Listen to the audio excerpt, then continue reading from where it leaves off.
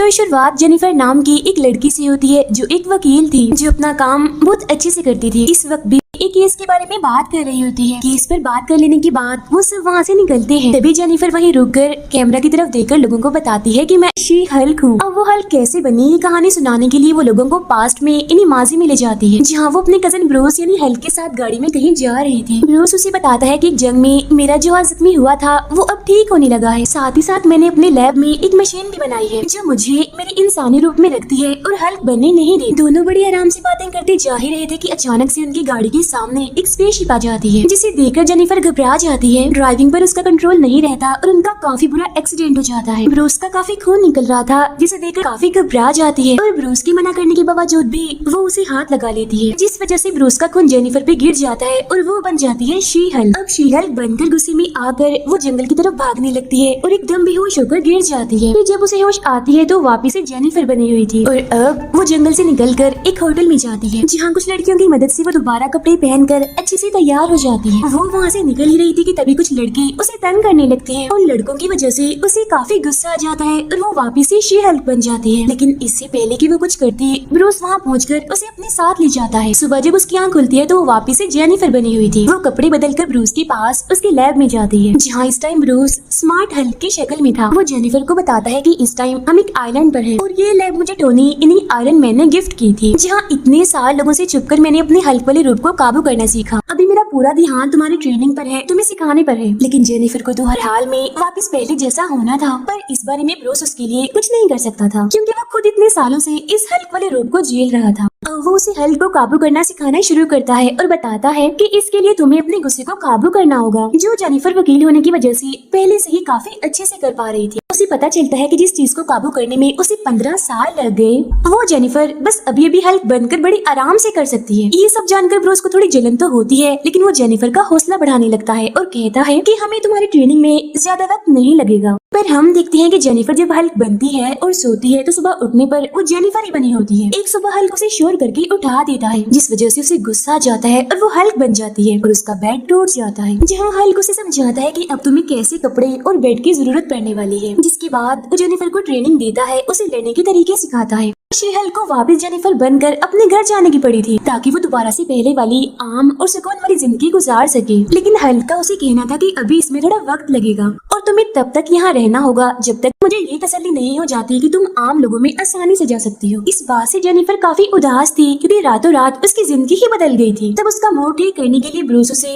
Hulk की ताकतों के फायदे के बारे में बताने लगता है। वो कहता है कि हल्क बहुत सारी शराब को एक टाइम में पी सकते हैं, जो कि एक आम इंसान के लिए करना नामुमकिन है। जिसके बाद वो दोनों बहुत सारी शराब पीते हैं। अगले दिन के ट्रेनिंग में भी जेनिफर सब कुछ बड़ी अच्छी से और आसानी से कर रही थी। वो जब चाहे जेनिफर बन जाती थी और जब चाहे हल्क वाले रूप में आ जाती थी और ये सब करने में हल्क को सदियां लग गईं। यहाँ हम ये कह सकते हैं कि हल्क की इतनी सालों की मेहनत का जेनिफर को फायदा हो गया, वरना अगर हल्क ना होता तो उसे भी बहुत मेहनत करनी पड़नी थी। वो यहाँ पर रह रहकर तंग आ चुकी थी। उसे वापस उसकी पहली वाली जिंदगी चाहिए थी। अभी यहाँ ब्रूस उसे समझा ही रहा था कि उन दोनों के बीच लड़ाई शुरू हो जाती है। हल्क और शी हल्क का एक बड़ा जबरदस्त रूप देख पाते हैं। दोनों ही एक दूसरे को बराबर की टक्कर दे रहे थे, जिसमें आइलैंड तो तबाह होता ही है, साथ ही हल्क का बार भी टूट जाता है जो उसे बहुत प्यारा था। फिर जब शी हल्क का गुस्सा ठंडा होता है तो वो उसे उसके साथ बार को ठीक करने के लिए कहता है, जिसे ठीक करने के बाद हल्क जेनिफर को वापस जाने की इजाजत दे देता है। ऐसा करते हुए वो काफी दुखी नजर आ रहा था क्योंकि एक बार फिर वो अकेला पड़ने वाला था।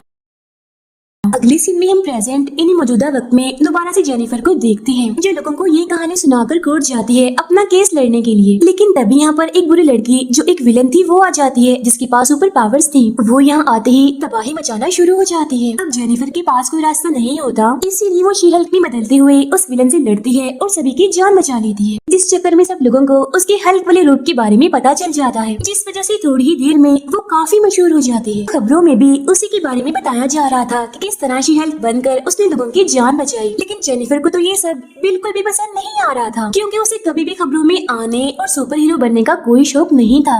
उसे तो बस अपनी पुरानी नॉर्मल और सादा जिंदगी पसंद थी, क्योंकि उसका मानना था कि सुपर हीरोज की जिंदगी बहुत मुश्किल होती है। सुपर हीरोज बगैर पैसों के इतनी मेहनत करते हैं और लोगों की मदद करते हैं। पार्टी में जाती है जो उसके दोस्तों ने केस जीतने और उसके शी हल्क बनने की खुशी में रखी थी। सब लोग काफी खुश थे, लेकिन तभी जेनिफर का बॉस उसके पास आकर कहता है कि मुझे तुमसे कोई बात करनी है, इसीलिए तुम शी हल्क से जेनिफर के रूप में आ जाओ। जेनिफर के ऐसा करते ही उसका बैलेंस खराब होने की वजह से वो नीचे गिर जाती है, क्योंकि उसने बहुत सारी शराब पी ली थी, जिसका अंदाजा उसे हल्क वाले रूप में नहीं हो रहा था। खैर उसका बॉस उसे कहता है कि तुम केस तो जीत गई हो, लेकिन लोगों को लग रहा है कि तुम्हें जीत शी हल्क बनने की वजह से मिली है, क्योंकि तुमने जजेस की जान बचाई तो उन्होंने तुम्हारे हक में फैसला कर दिया। इसी वजह से इस केस को बंद कर दिया गया। अब ये होना हमारी कंपनी के लिए अच्छा नहीं, और तुम अब शी हल्क हो, इस वजह से मैं तुम्हें नौकरी से निकाल रहा हूँ। ये सुनकर तो जेनिफर के होश उड़ जाते हैं, लेकिन खुद को संभालते हुए वो एक नई नौकरी ढूंढना शुरू करती है। लेकिन ऐसा करना उसके लिए काफी मुश्किल हो रहा था, क्योंकि शी हल्क को कोई भी नौकरी देने के लिए तैयार नहीं था। और जब मायूस होकर बैठी थी तो उसके पास उसके मॉम डैड का मैसेज आता है, जो उसे आज रात अपने साथ खाना खाने के लिए बुलाते हैं। यहाँ अपने डैड के साथ बैठकर वो अपने दिल का बोझ हल्का करती है, क्योंकि पिछले कुछ दिनों से उसकी जिंदगी बिल्कुल बदल चुकी थी। ये तक कह देती है कि काश उस दिन ब्रूस को मैंने वहीं मरने के लिए छोड़ दिया होता, तब शायद सब कुछ ठीक होता और मुझे ये सब कुछ झेलना न पड़ता। लेकिन उसके डैड उसे काफी हौसला देते हैं। इस पर एक नई उम्मीद के साथ जेनिफर मुश्किलात का सामना करने के लिए निकल जाती है। जेनिफर एक बार में होती है जहाँ उसके पास उसी कंपनी का बॉस आता है जिसके खिलाफ जेनिफर केस लड़ रही थी। वो जेनिफर को नौकरी देने का कहकर कल ऑफिस आने का कहता है, जहाँ जाने पर जेनिफर को पता चलता है कि वो लोग एक नया डिपार्टमेंट खोल रहे हैं, जहाँ उसे ऐसे इंसानों के लिए केस लड़ने होंगे जिनके पास सुपर पावर्स हैं और जिन्हें सुपर ह्यूमंस कहा गया है। इसीलिए उसे नौकरी पर हर टाइम हल्क बनकर रहना होगा। ये सुनकर जेनिफर कैमरा की तरफ देखकर बोलती है कि हमेशा मुझे वही काम क्यों करना पड़ता है जो मैं करना नहीं चाहती। ये सुनकर हमें जेनिफर पर तरस भी आता है और उसकी हालत देखकर हंसी भी आती है। खैर यहाँ उसे बताया जाता है कि तुम्हारा पहला केस अबोमिनेशन के लिए होगा। अबोमिनेशन दरअसल हल्क का बहुत बड़ा दुश्मन था, जिसने हल्क की जान लेने की भी कोशिश की थी, लेकिन हल्क ने उसे हराकर जेल में बंद करवा दिया और अब उसकी सजा पूरी होने वाली है। पर जब वो जेल से निकलेगा तो लोग बहुत शोर मचाएंगे। इसीलिए जेनिफर का बॉस उससे कहता है कि तुम उसका केस लड़ो और उसे कोर्ट में बेकसूर साबित करो। लेकिन जेनिफर ब्रूस की वजह से ऐसा करने से घबरा रही थी, जिस पर उसका बॉस उसे इस बारे में एक बार सोचने और अबोमिनेशन से मिलने को कहता है। फिर जब जेल में जेनिफर अबोमिनेशन से मिलने जाती है तो वो खुद को मासूम और बेकसूर साबित करने का कोई मौका नहीं छोड़ता। वो जेनिफर को बताता है कि मैं भी एक आम इंसान था जो सुपर पावर से लोगों की मदद करना चाहता था, लेकिन गवर्नमेंट की तजुर्बों की वजह से मैं एक बुरा यानी विलन बन गया और हल्क एक हीरो। लेकिन अब मैं बदल चुका हूँ और वापिस से एक सुकून वाली जिंदगी जीना चाहता हूँ, जिसके लिए मुझे तुम्हारी मदद की जरूरत है। जेनिफर सोचने का टाइम मांग कर वहाँ से निकल जाती है। घर जाकर वो हल्क को फोन करती है और उसे सारी बात बताकर इस केस पर काम करने की इजाजत मांगती है, जिससे हल्क उसके ये केस लड़ने पर मान जाता है, क्योंकि उसे भी ऐसा लग रहा था कि अबोमिनेशन अब बदल चुका है। ये सुनकर जेनिफर को काफी अच्छा महसूस होता है।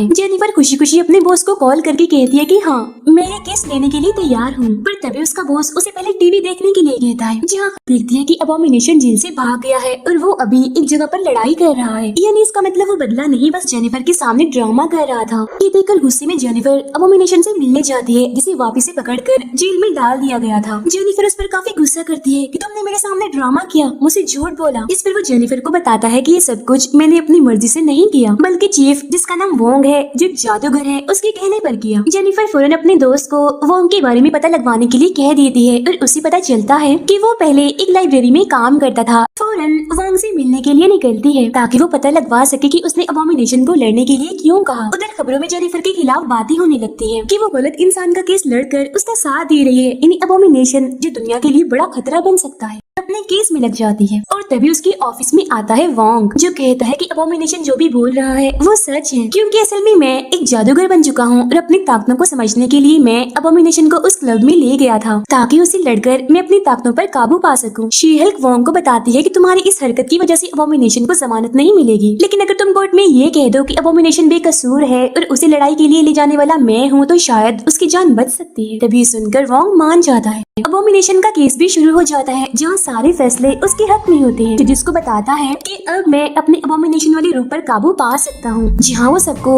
अबोमिनेशन बनकर भी दिखाता है। वो जेल में होता है लेकिन फिर भी सब उसे डरने लगते हैं। ये देखकर जजेस उसे जमानत तो दे देते हैं, लेकिन उसे दोबारा अबोमिनेशन वाले रूप में आने से मना करते हैं। केस जीतने के बाद जब जेनिफर वहाँ से निकलती है तो खबरों वाले मीडिया वाले अभी भी उसकी जान नहीं छोड़ रहे थे। कोई उसके बारे में अच्छा कह रहा था तो कोई बुरा, लेकिन जेनिफर उन पर ध्यान नहीं देती और वहाँ से भाग जाती है। ये जेनिफर का एक पुराना दोस्त सुपर ह्यूमन के ऑफिस में अपने एक दोस्त के खिलाफ केस लेकर आया था। उसका कहना था कि मेरी दोस्त एक एल्फ है, यानी वो इंसान नहीं बल्कि कोई और मखलूक है। उसने मेरे साथ धोखा किया, इसलिए मैं उसके खिलाफ केस करना चाहता हूँ। लेकिन जेनिफर अपने कोलीग का भी एल्फ वाला केस जीतने में मदद करती है और थोड़ा हौसला आने के बाद आखिरकार वो टीवी पर आ ही जाती है और अपना शी-हल्क वाला रूप लोगों को दिखा ही देती है। रात को जेनिफर जब घर जा रही होती है तो कुछ लोग उस पर हमला कर देते हैं, लेकिन वो शी-हल्क बनते हुए खुद को बचा लेती है। दरअसल वो लोग उसे इंजेक्शन लगाकर उसके खून का सैंपल लेने की कोशिश कर रहे थे, लेकिन शी-हल्क बनने की वजह से वो इंजेक्शन टूट गया जिससे वो बच गई। इसके बाद हम जेनिफर और उसकी कुलीग को देखते हैं जो दोनों बहुत खुश थी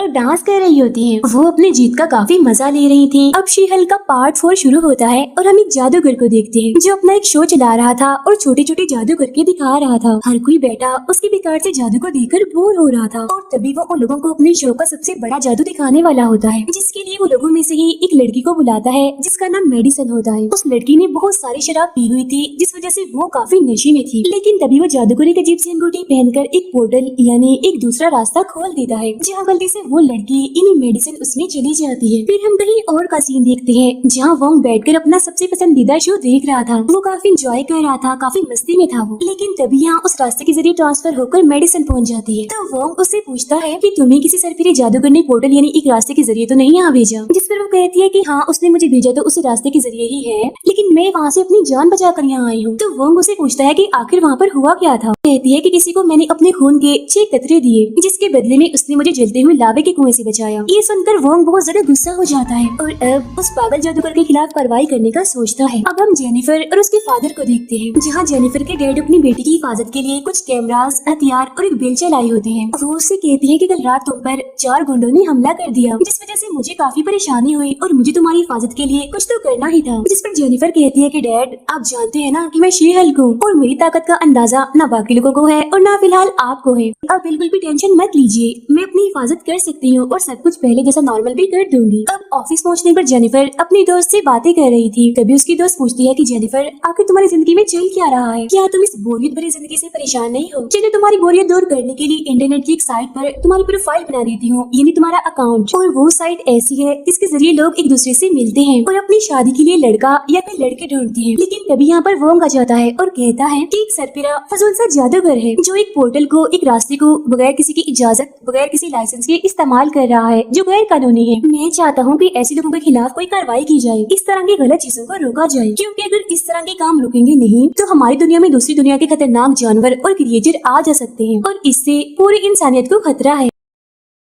ये सुनकर जेनिफर उसे पूछती है कि आपके पास कोई एग्रीमेंट है, जैसे गवर्नमेंट की तरफ से कोई एग्रीमेंट, कोई नोटिस या फिर कोई पेपर जिस पर मैं कार्रवाई कर सकूं, क्योंकि अगर हम जज के सामने बगैर किसी पेपर के गए तो वो तो हमें कोर्ट में खड़ा भी नहीं होने देंगे। वो कहते हैं कि ऐसा कुछ तो नहीं है, लेकिन मेरे पास गवाह जरूर है जो ये बता सकते हैं कि उस जादूगर ने ये हरकतें सचमुच की है। ये कहकर वो जाने लगता है। तब जेनिफर उसे कहती है कि इस बार अपना कोई नाम पता कुछ तो दीजिए, जिस पर वो जादू से एक कार्ड उसे देता है और कहता है कि इस पर कॉल कर देना, मैं फौरन आ जाऊंगा। फिर शाम को जब जेनिफर और उसकी दोस्त एक बार में बैठे थे तो उसकी दोस्त जेनिफर का मोबाइल लेकर बहुत से लोगों को मैसेज कर देती है मिलने के लिए, लेकिन कोई भी उससे मिलना नहीं चाहता था। तब ये देखकर उसकी दोस्त कहती है कि क्यों ना तुम अपनी प्रोफाइल शी-हल्क के नाम से बना लो और फिर देखना कैसे लोग तुमसे मिलने के लिए तुम्हारे पास आते हैं। लेकिन फिलहाल वो ना कुछ कहती है और ना ऐसा कुछ करती है। फिर हम उसी सरफिरे जादूगर को उसके ऑफिस में देखते हैं जहाँ पर वोंग और जेनिफर भी थे, जो उसे बाज आ जाने के लिए एक नोटिस देते हैं और कहते हैं कि अब से तुम कोई भी किसी भी किस्म का जादू नहीं करोगे, क्योंकि इसे इंसानी दुनिया पर बहुत बड़ा खतरा आ सकता है, इसका तुम्हें अंदाजा भी नहीं। लेकिन वो जादूगर उनकी बात नहीं मानता और कहता है कि इसके लिए मैं तुम्हें कोर्ट में घसीट सकता हूँ। जिस पर जेनिफर कहती है तो ठीक है, फिर मेरी तुमसे मुलाकात अब कोर्ट में ही होगी। अब यहाँ वोंग और वो जादूगर एक दूसरे के साथ काफी अलग अलग हंसाने वाले जादू कर रहे थे। अब जेनिफर एक लड़के से मिलने पहुँचती है। काफी सारे अलग अलग लड़कों से मिलने और बात करने पर उसे कोई भी अपने जैसा नहीं मिलता, जिसके बाद अगले दिन कोर्ट में गवाहों को बुलाया जाता है, जहाँ जज उन्हें बताती है कि अगर आपके पास कोई गवाह या फिर कोई सबूत नहीं है तो हम इस केस को यहीं रोक देंगे। तब वो जादू करके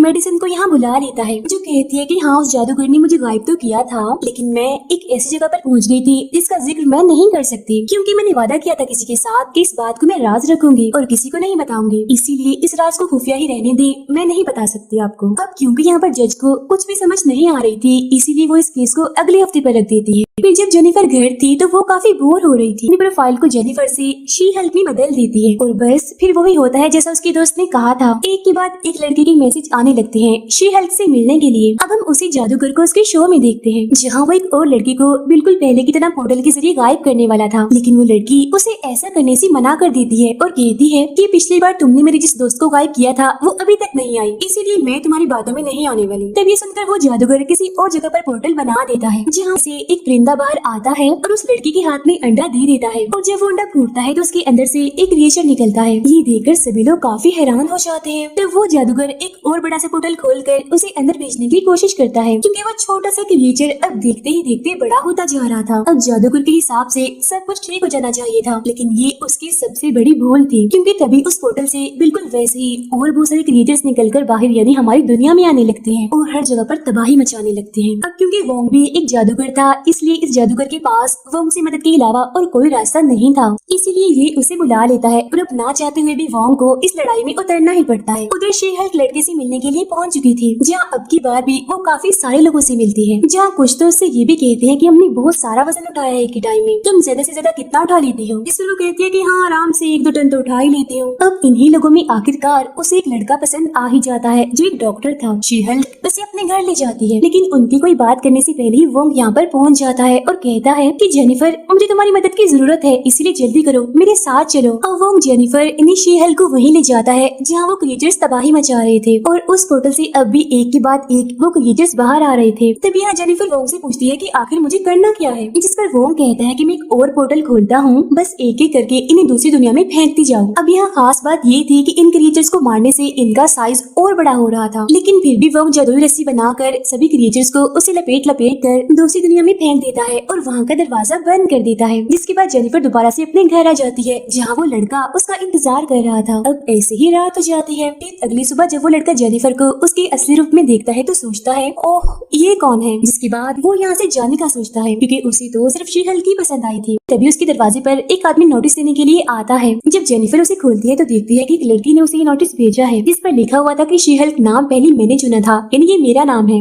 मेरी इस नाम की प्रोफाइल भी है, रजिस्टर भी है ये नाम, लेकिन अब तुमने मेरे इस नाम को चुराया है तो इसलिए अब तुम पर केस होगा। इसके बाद हम देखते हैं मेडिसन को, जो वोंग के साथ बैठी होती है और वोंग का नाम अजीब तरीके से ले रही थी। दोनों ही आपस में अलग अलग किस्म की शराब की बातें कर रहे होते हैं। इस सीरीज की बाकी पार्ट्स हम तब अपलोड करेंगे जब वो रिलीज हो जाएंगे। तब तक के लिए good bye, thank you for watching.